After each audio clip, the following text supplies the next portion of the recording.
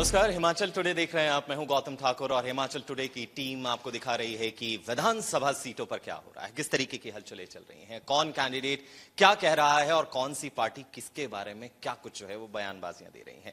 यही मजा है और यही एक कहा जाए कि फ्लेवर है राजनीति का। राजनीति को पूजा जाता है भाई साहब इंडिया में। 68 सीटों पर लड़ाई है, एक महायुद्ध की तरीके से इसको देखा जा रहा है और इस महायुद्ध में कौन विजयी होगा, कौन जो है वो सामने वाले को करारी टक्कर देगा, यही देखना होगा। क्योंकि ज्यादा दिन नहीं बचे हैं, बहुत चंद दिन बचे हैं और आपको तैयार रहना है उन चंद दिनों के बाद हिसाब किताब करने का। मुझे पता है आप सभी कॉपी पेन लेकर बैठे हुए हैं, किसने कितना काम किया है, किसने नहीं किया है, तमाम चीजें देख रहे हैं और हम आपको मिलवा रहे हैं कैंडिडेट से।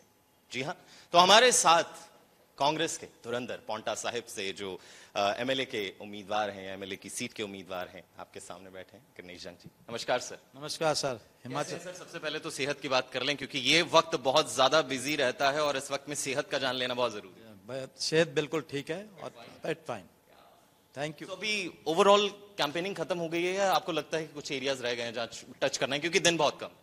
ओवरऑल एरिया तो हमने कंप्लीट कर चुके हैं, अब टचिंग है वो हम कर रहे हैं, छोटा छोटा जहाँ टचिंग है वहाँ जा रहे हैं। आपके पॉइंट ऑफ व्यू से ही जान लेता हूँ, आपने बहुत एरिया कवर कर लिया है, क्या रुझान मिल रहा है कांग्रेस के लिए, आपके लिए क्या रुझान मिल रहा है? आज कांग्रेस को यहीं का नहीं, पूरे हिमाचल में जनता कांग्रेस की तरफ देख रही है और पूरे हिमाचल ही के नहीं, पूरे देश की जनता हिमाचल कांग्रेस की ओर देख रही है कि जैसे यहाँ हमने पिछली बार 4 सीटें जीती थी बाई इलेक्शन और पूरे हिंदुस्तान में तेल 15 से 16 रुपए कम हुआ और आज भी पूरे हिंदुस्तान की जनता हिमाचल की ओर देख रही है कि कांग्रेस पार्टी जैसे ही जीतेगी यहाँ तो जो महंगाई इधर आज चरम सीमा पर है वो एकदम नीचे आएगी, ये जनता देख रही है। अगर मैं कहीं फैक्ट्स में गलत हूं तो मुझे करेक्ट कीजिएगा, क्योंकि जहां तक मैं जानता हूं, जहां तक मैं रिसर्च कर पाया हूं, करनेश जी ने 2012 में जो है वो निर्दलीय चुनाव लड़ा था और जीते थे बीजेपी से 600 कुछ वोट के मार्जिन से,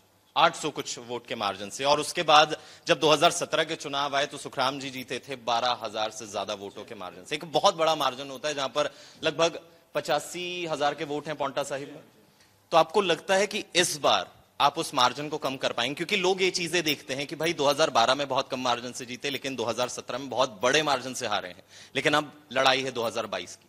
आज हिमाचल की जनता बीजेपी को उखाड़ने का मन बना चुकी है और जहां तक आप 12,000 का सवाल कर रहे हैं, पिछली बार मैं यहां से लूज किया, उसमें जो आम आदमी पार्टी के आज यहाँ कैंडिडेट हैं वो पहले कांग्रेस में थे, मिस्टर अनिंदर सिंह नोटी वो कांग्रेस में थे, उन्होंने पूरा जोर लगाया और बीजेपी को वोट दिया और आज वही वोट बीजेपी का अपने लिए मांग रहे हैं, तो वो वोट तो कम हो गई, इसलिए हम बड़े उस फख्र से कहते हैं हम बड़ा कंफर्टेबल हैं। क्योंकि जिनकी आप बात कर रहे हैं, मनीष ठाकुर की, जो अभी आम आदमी पार्टी में चले गए, उन्हें भी एक कद्दावर नेता माना जाता है, क्योंकि कांग्रेस के जो यूथ विंग है उसके प्रधान रहे हैं और एक अच्छी नौजवानों में पकड़ रखी है। आम आदमी पार्टी में आपके सामने खड़े हैं, वहीं सुखराम जी बीजेपी से आपके सामने खड़े हैं, तो क्या लग रहा है? ऐसा तो फील नहीं हो रहा कि एक तरफ कुआं है एक तरफ खाई, या फिर आपको लग रहा है कि भाई अपन तो आराम से निकल लेंगे, जीत तो अपनी तय है? जीत तो तय, इसमें दो राय नहीं है। और जहां तक आम आदमी की पार्टी की बात करूंगा, हिमाचल में ये नहीं कि दूसरी सीट से छोड़ के दूसरी सीट पे ले, यहाँ नहीं है। 250 किलोमीटर से मनीष जी यहाँ आए हैं तो उनका यहाँ तो कोई वर्चस्व नहीं है। तो और कांग्रेस में रहे हैं, कांग्रेस ने उनको बहुत इज्जत दी है। जब उनको दिखा कि मुझे टिकट नहीं मिल रहा तो उन्होंने छलांग आम आदमी पार्टी में मार दी। तो आज पांवटा का जो आम आदमी है तो इनको नहीं चाह रहा है कि बाहर के आदमी को यहाँ हम वोट दें। आउटसाइडर का उनके अगेंस्ट एक बहुत बड़ी नारा उनके अगेंस्ट है।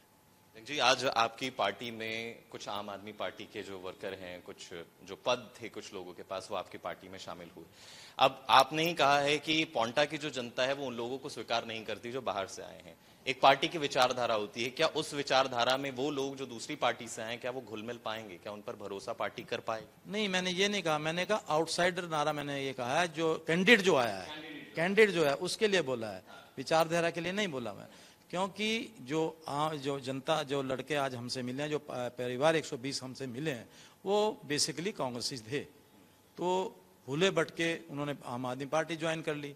तो वो उन्होंने जब देखा वहाँ हमें कुछ नहीं मिला और जो मनीष जी हैं एक आउटसाइडर का उनके अगेंस्ट नारा लगाया, तो उन्होंने वो छोड़कर उनको कांग्रेस पार्टी को ज्वाइन किया है। आप किन मुद्दों को लेकर जनता के बीच में जा रहे हैं? क्योंकि जनता इस बार की बहुत स्मार्ट नजर आ रही है, वो पूछ रही है, देख रही है कि भाई आपने हमारे लिए क्या काम किया या फिर आप हमारे लिए क्या प्लानिंग लेकर आए हो।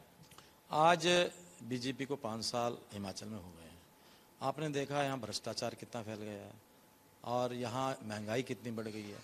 2 चीज़ों को हम लेकर जनता के बीच में जाएंगे और उसके साथ साथ कांग्रेस पार्टी ने लोगों के लिए कुछ गारंटीज दी हैं, जिसमें सबसे बड़ी गारंटी जो हमारी महिला हैं 18 से 60 साल, उनको 1500 रुपये देंगे और जो नौजवान बीजेपी में भटके हुए हैं उनको नौकरियां नहीं मिली, उनको 5 लाख नौकरियां गवर्नमेंट की देंगे।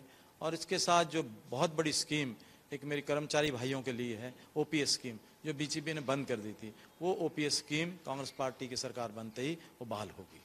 ओपीएस बीजेपी अब ये कहती है कि भाई बीजेपी के अलावा कोई नहीं कर सकता क्योंकि सेंटर के इंटरफेरेंस बहुत जरूरी है इसमें।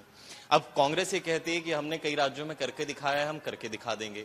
तो कहां पे जनता रिलाय करे, जनता कैसे इन चीजों को समझे? थोड़ा सा अगर आप समझाना चाहें कि कांग्रेस की क्या प्लानिंग है, किस तरीके से ओपीएस बहाल करेगी, क्योंकि ओपीएस का बहुत बड़ा वोट बैंक है और वो तो खुले तौर पर कह रहे हैं वोट फॉर ओपीएस। इसलिए कह रहे हो कि उनको कांग्रेस में कुछ नजर आ रहा है, उम्मीदें नजर कांग्रेस में आ रही हैं और कांग्रेस ने दूसरे जहां कांग्रेस पार्टी की सरकार है वहां उन्होंने बहाल की है, उसी तरह हिमाचल में भी हम इस ओपीएस की स्कीम को बहाल करेंगे और ओपीएस जो हमारे कर्मचारी भाई हैं उनको ओल्ड पेंशन की स्कीम देंगे। इस बार का मार्जिन क्या रह सकता है? एक बहुत ही टिपिकल सवाल, कितने, अगर, क्योंकि आप बहुत हौसले के साथ और कॉन्फिडेंस के साथ आगे बढ़ रहे हैं कि अपनी जीत तो तय है, मार्जिन कितना लेके चल रहे हैं, कितना प्यार जनता आपको देगी, एक मिनिमम अगर आप बताना चाहें? ये मैं नहीं कहूंगा कितना मार्जिन है, पर जनता ने जो प्यार दिया है उसमें जीत निश्चित है और जनता तो बहुत कुछ कह रही है, बहुत बड़ा मार्जिन होगा। मैं तो कहता हूं जनता का प्यार इतना मिल रहा है तो जनता ही बताएगी कितना लीड से हम जीतेंगे। क्या कहना चाहेंगे जनता से? जनता का मैं शुक्रिया अदा करना चाहूंगा सबसे पहले, और जो जनता ने प्यार दे रही है मुझे, उससे ये लगता है कि जनता जरूर मुझे यहाँ से जिताएगी, अच्छे मार्जिन से यहाँ जिताएगी और जनता का मैं शुक्रिया अदा करना चाहूँगा और 12 तारीख को उनसे रिक्वेस्ट करूँगा कि हाथ के सामने का बटन दबाकर मुझे यहाँ से भारी बहुमत से जिताकर भेजें। कुछ लोग ऐसे भी हैं जो वोट नहीं डालने जाते हैं, उनसे क्या कहेंगे सर आप? उनसे मेरी ये रिक्वेस्ट है, मैं मानता हूँ जो नोटा पे डाल रहे हैं वो बीजेपी के आदमी है, इसमें 2 राय नहीं, मैं साफ साफ कहूँगा। आदमी है तो बीजेपी को क्यों नहीं डाल रहे हैं? वही उसी मुद्दे पे मैं आने लगा था, क्योंकि कांग्रेस ही नहीं है कोई जो नोटा में डालेगा, बीजेपी के लोग हैं जो नोटा में डालेंगे। वो बीजेपी की नीतियों से तंग आ गए, यहाँ जो हमारे मंत्री हैं उनकी नीतियों से तंग आ गए, तो वो बीजेपी भी छोड़ना नहीं चाहते, कांग्रेस को वोट नहीं देना चाहते, बीजेपी को हराना भी चाहते हैं, तो इसलिए वो नोटा में वोट डालेंगे।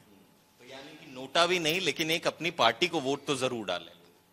अगर वो नोटा में डालें तो बीजेपी को वोट कहाँ जा रहा है, वो तो न्यूट्रल में जा रहा है। अगर पार्टी में वोट देते तो अपने कैंडिडेट को वोट देते, वो तो नोटा में दे रहे हैं अपनी एक जो उनकी अंदर की क्या कहते हैं उसको रंजिश है, जो उनके लिए यहाँ बीजेपी पार्टी ने नहीं किया, यहाँ जो हमारे मंत्री हैं उन्होंने नहीं किया, उसके अगेंस्ट वोट नोटा में वोट डाल रहे हैं।